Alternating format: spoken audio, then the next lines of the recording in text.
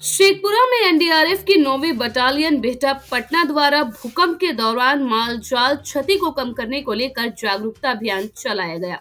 इस दौरान एनडीआरएफ के जवानों द्वारा भूकंप के बाद राहत बचाव कार्य का अभ्यास के माध्यम से लोगों को जानकारी दी गई। शेखपुरा के स्टेशन रोड स्थित अभ्यास मध्य विद्यालय के खेल मैदान में मॉक ड्रिल का आयोजन किया गया, जहां एनडीआरएफ द्वारा भूकंप के दौरान भवन के मलबे में फंसे लोगों को मॉक ड्रिल के माध्यम से चलाया जाने वाला राहत बचाव कार्य भी प्रस्तुत किया गया।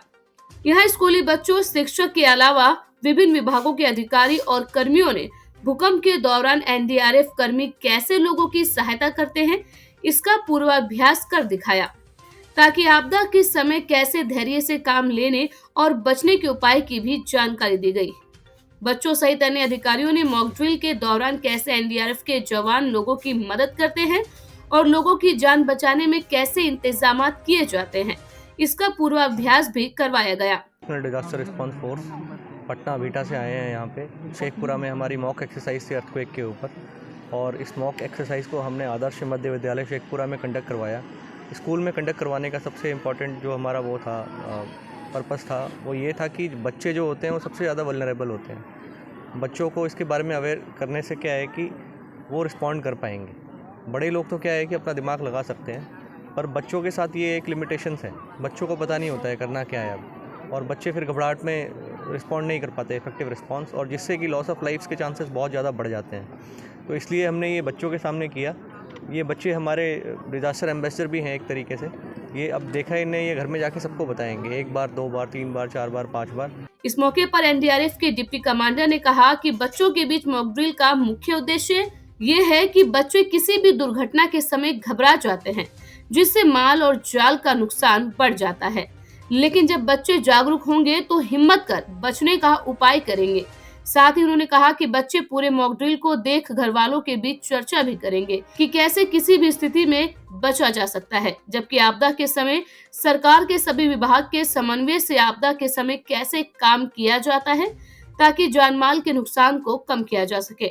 एनडीआरएफ के जो बिहटा के 9th बटालियन के डिप्टी कमांडेंट साहब हम लोग के साथ हैं, और इनके टीम कमांडर रंजीत जी और पूरी टीम आज शेखपुरा जिला प्रशासन के तत्वावधान में यहाँ भूकंप से सुरक्षित कैसे लोगों को बचाया जाए, उसके बारे में मॉक ड्रिल का आयोजन किया गया।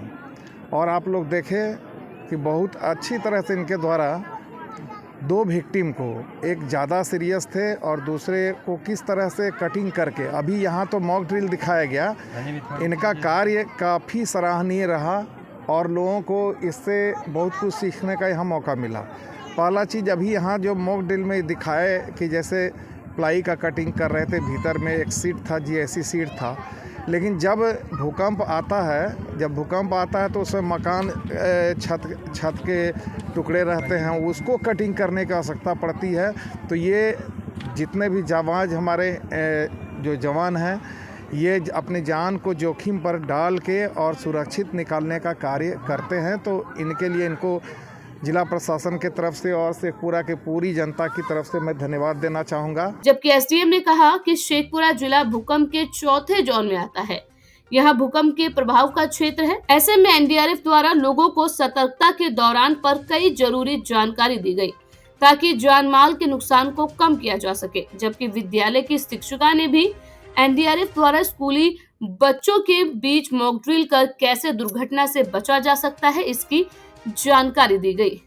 इस जानकारी से बच्चों को काफी कुछ सीखने को मिला।